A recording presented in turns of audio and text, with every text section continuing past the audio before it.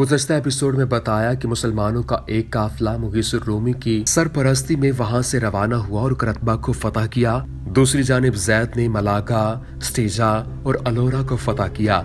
इसके अलावा तली तला को फतह करने के लिए तारिक खुद अपने लश्कर के साथ रवाना थे कि उनकी मुलाकात जैद के साथ हो गई। जबकि दूसरी जानिब इस्माइल और बिल्किस के दरमियान मोहब्बतें बढ़ रही थीं और इस्माइल ने बिल्किस को इस्लाम कबूल करने की दावत भी दे दी थी। आप देख रहे हैं daily Jamil series Fateh Undalus Tariq bin Ziyad series की ये 18वीं एपिसोड है।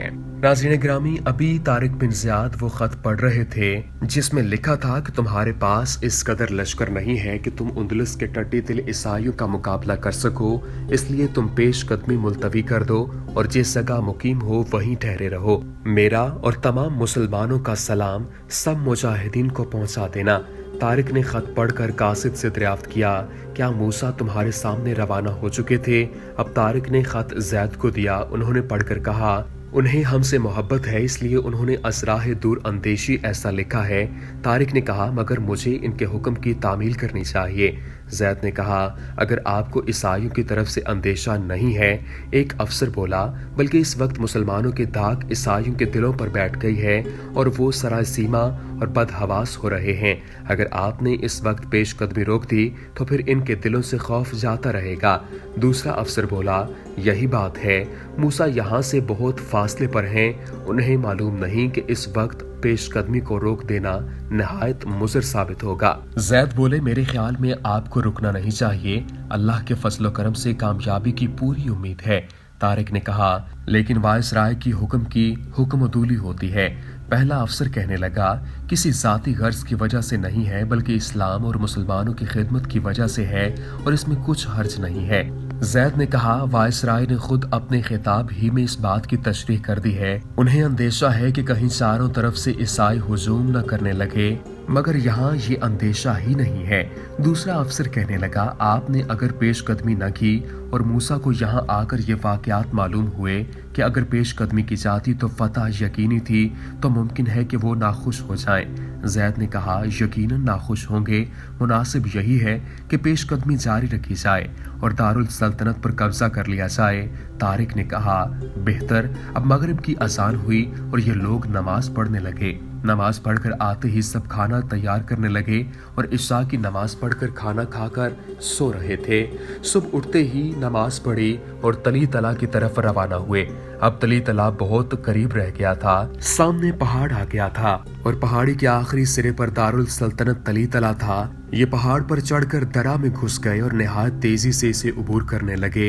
एक रात उन्होंने पहाड़ की एक बड़ी हुई वादी में कयाम किया और सुबह होते ही फिर चल पड़े।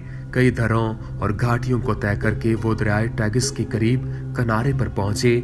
सामने ही दरिया के दूसरे किनारे पर तली तला था, जिसकी शानदार इमारतें और संगी फसील दूर से ही नजर आ रही थी। शहर निहायत खूबसूरत और फसील मजबूत थी। तली तला पहाड़ी चट्टान पर आबाद था।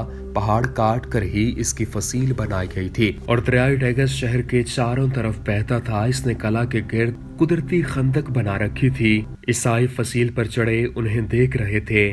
तारिक ने इस रोज अपने लश्कर को दरियाई टैगिस के किनारे पर मुकीम होने का हुक्म दिया और तमाम लश्कर दूर तक फैलकर खैमा जन हो गया। अहले तली तला को कला पर इतना भरोसा था कि उन्होंने मुसलमानों के आने की मुतलक भी परवाह न की, बल्कि निहायत इत्मीनान के साथ अपने कारोबार में मशगूल रहे। जब तारिक ने सुलह के लिए कासिद भेजा तो उन्होंने निहायत सख्त और बड़ा रूखा जवाब दिया। मजबूर होकर तारिक ने दरिया अबूर करने की कोशिश शुरू कर दी। इस दरिया पर एक अजीम शान पुल था, मगर पुल के दोनों तरफ फौजी चौकियां नजर आ रही थीं और इन चौकियों में काफी ज्यादा फौज रहती थी, इसलिए इस तरफ से दरिया अबूर करना मुश्किल नजर आ रहा था। मगर और किसी तरफ भी ऐसा कोई मौका मालूम न था जिसके जरिए दरिया को अबूर किया जा सके। वजह ये कि अव्वल तो उंदलस के करीब करीब तमाम दरिया नशेब में बहते थे और इनकी दोनों किनारे बहुत ऊंचे थे।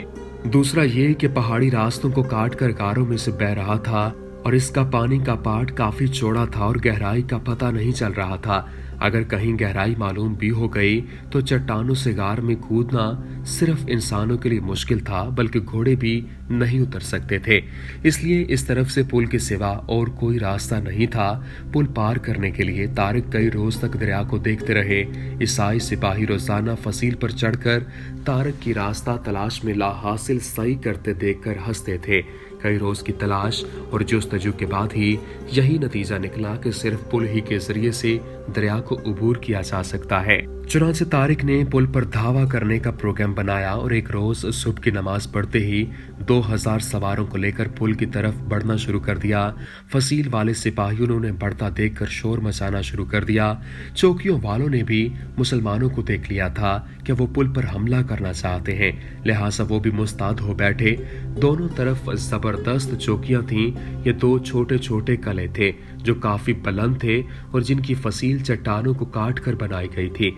दोनों की फसील गोल थी, जैसे अक्सर ब्रिज हुआ करते थे। इन दोनों चौकियों में 2-2 हजार सिपाही हर वक्त मौजूद रहते थे और जरूरत के वक्त इनकी तादाद में और भी इजाफा कर दिया जाता था। चुनांचे अभी भी 1-1 हजार का इजाफी लश्कर वहां मौजूद था, जो कि अब 3-3 हजार सिपाही हो गए थे। पुल पर जबरदस्त लोहे का आलीशान गेट था। जब फाटक बंद कर दिया जाता था तो फिर किसी तरह भी कोई शख्स इधर से उधर आ जा नहीं सकता था। मुसलमानों के खौफ से वो फाटक भी बंद कर दिया गया था और चौकियों के पहरेदार फसील पर चढ़ गए थे। तारिक खूब समझ रहे थे कि उनकी पुल की तरफ हरकत करते ही उन पर तीरों की बारिश कर दी जाएगी। वो ये भी समझ गए थे कि अगर सवारों को ले जाया गया तो ये घोड़े जख्मी हो जाएंगे या सवार मजरूह होकर गिर पड़ेंगे। इसलिए उन्होंने तमाम सिपाहियों को धावा का हुक्म दिया। इन 2000 में से 1000 पर जैद को अफसर मुकर्रर कर दिया और 1000 अपने मातहत कर लिए। 2000 मुजाहिदीन इस्लाम अल्लाह अकबर के नारे लगाते पुल की तरफ बढ़े। कला की फसील वालों ने उन्हें बढ़ते देखकर इस कदर शोर मचाया कि तमाम कला गूंज उठा और लोग शहर में से जंग का तमाशा देखने के लिए कला की फसीलों पर चढ़ाए। इधर चौकियों वाले बिल्कुल मुसल्लाह और मुस्तैद होकर मौका का इंतजार करने लगे। मुसलमान निहायत मुस्ताद होकर इत्मीनान और इस्तकलाल से ढालों का कला बनाए बढ़ रहे थे। उन्होंने तमाम ऊंची चट्टानें तय करके नीचे वाली चट्टानों पर चढ़ना शुरू कर दिया, मगर जो ही वो चौकी वालों की जानिब बढ़े फौरन ही उन पर तीरों का मी बरसने लगा। तीर इस कदर कसरत से आने लगे कि एक दफा तो आफताब तीरों की जद में छुप गया और बहुत से मुसलमान इन तीरों से जख्मी भी हुए। लेकिन वो जख्मी होने पर भी ना झिझके न रुके, बल्कि बराबर बढ़ते रहे और उन्होंने इस बात की कोशिश की कि ईसाइयों को ये मालूम ना हो कि इनके तीरों से वो जख्मी हो रहे हैं। वो बढ़ते रहे। निहायत जांबाजी और बड़ी जुर्रत के साथ ईसाई उन्हें इस तरह बढ़ते देखकर कमाल हैरान हो रहे थे। अव्वल तो वो समझे कि तीर अफगनी करके मुसलमानों को मजबूर कर देंगे कि वो एक कदम आगे न बढ़ सकें। इनके बराबर बढ़ने से अब वो ये समझने पर मजबूर हो गए कि इनके तीर खाली जा रहे हैं और मुसलमानों पर इनका कोई असर नहीं कर रहे। इससे वो हैरत ज़दा होकर डर गए। उन्होंने सुना था कि मुसलमान अजीब लोग हैं, इन पर आग असर करती है, न पानी, हथियारों का तो मुतलक भी असर नहीं होता।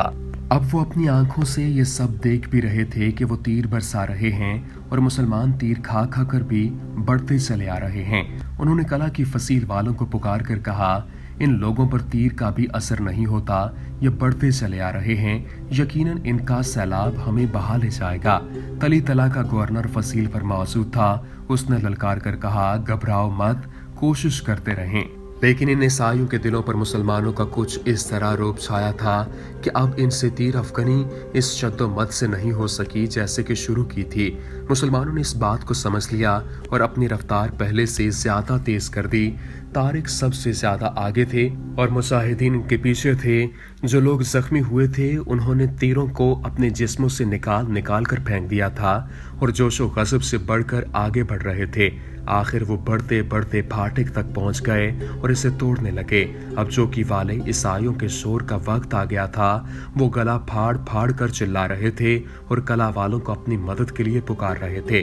कुछ मुसलमान तो फाटक तोड़ने लगे, कुछ चट्टानों पर चढ़कर कला की फसीलों पर चढ़ने लगे, लेकिन चौकियों वालों ने उन्हें न देखा और मौका कुछ ऐसा था कि फाटक वालों पर तीर न बरसा सकते थे, वो झरोकों में से झांक कर हुल मचा रहे थे। जबकि वो शोर करने में मसरूफ थे, चंद मुसलमान फसील पर पहुंच गए।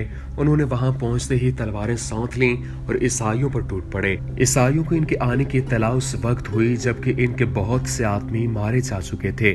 चूंकि इन मुसलमानों ने पुरजोर हमले करके तमाम ईसाइयों को फसील के सामने से हटा दिया था, इसलिए मुसलमानों की आमद का तांता बन गया और जो शख्स भी ऊपर पहुंचता वो तलवार लेकर ईसाइयों पर टूट पड़ता और उन्हें कत्ल करना शुरू कर देता।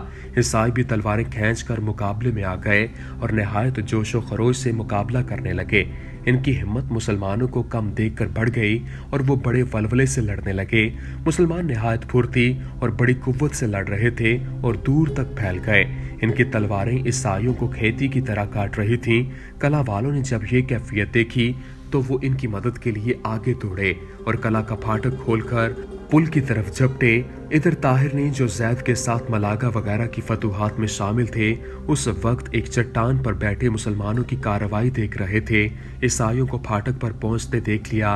वो जल्दी से लौटे और तमाम लश्कर को चढ़ा लाए। चूंकि अब तीर अफगनी का खदशा बाकी न रहा था, इसलिए वो लश्कर चला।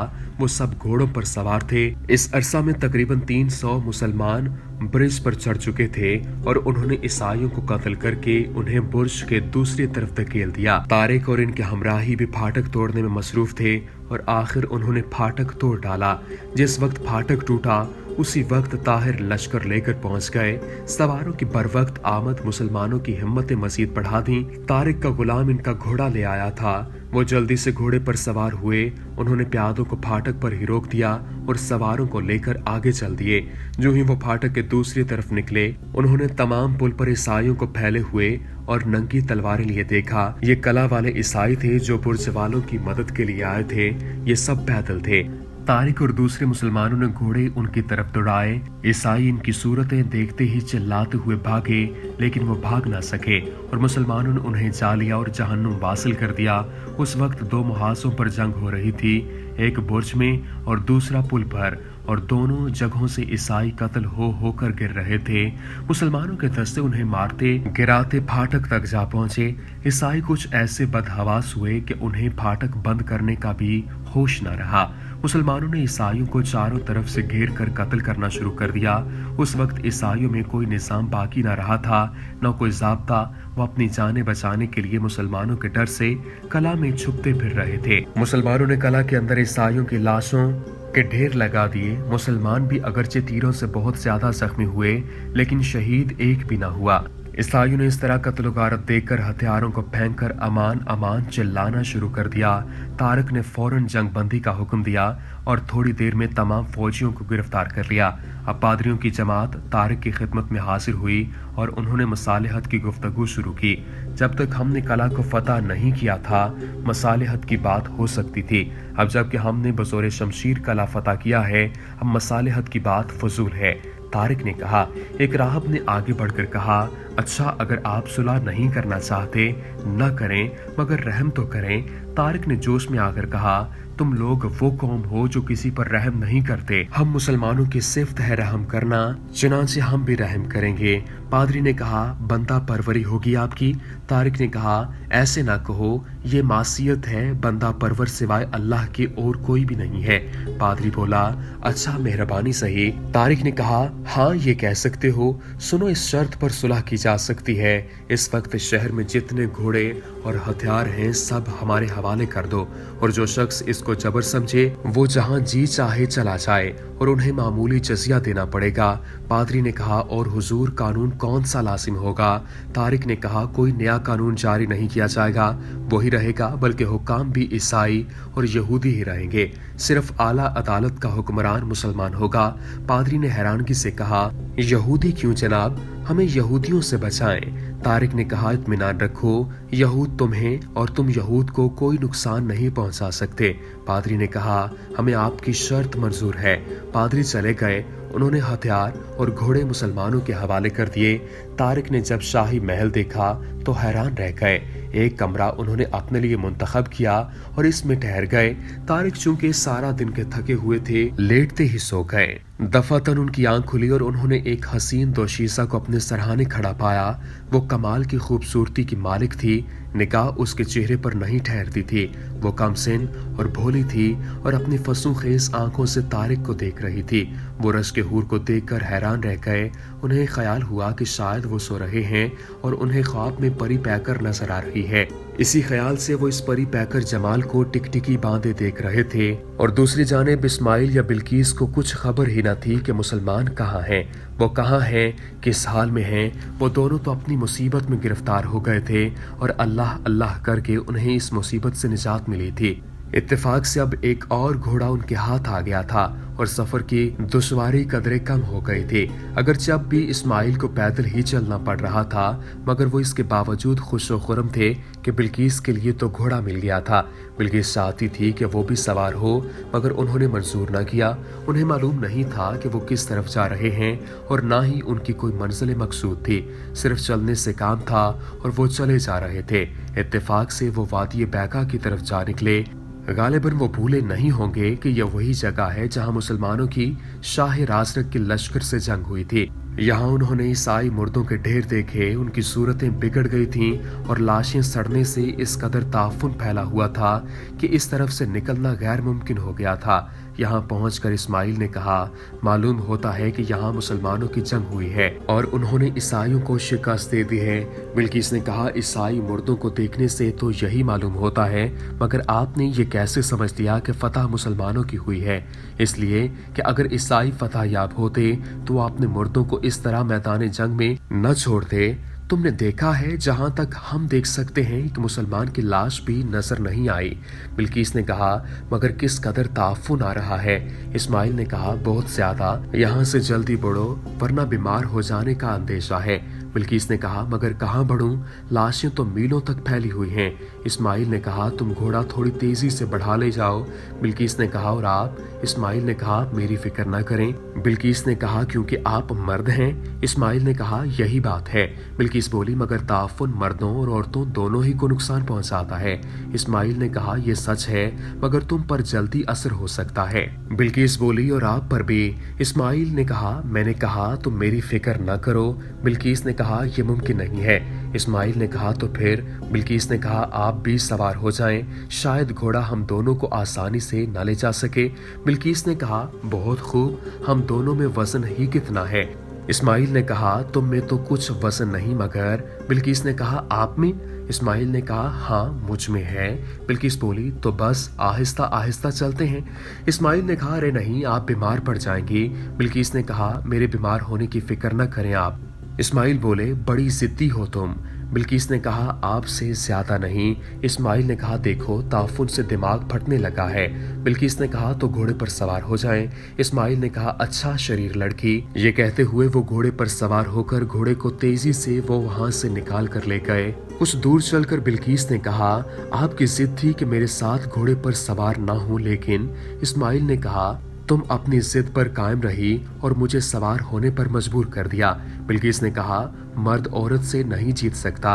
इस्माइल ने कहा, तुम सच कहती हो, जिद करने का मौका ही नहीं आएगा। बिल्किस बोली, क्यों? इस्माइल ने कहा, इसलिए कि तुम अपने वालिद के साथ चली जाओगी। बिल्किस ने कहा, बेशक चली जाऊंगी।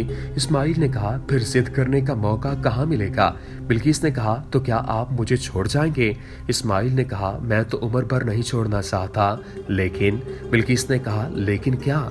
इस्माइल बोले, लेकिन तुम मुझे छोड़ दोगी। बिल्किस बोली, इत्मीनान रखिए, मैं अपने मौसिम को कभी नहीं छोड़ूंगी। इस्माइल बोले, क्या तुम मेरे साथ इस्लामी लश्कर में चलोगी?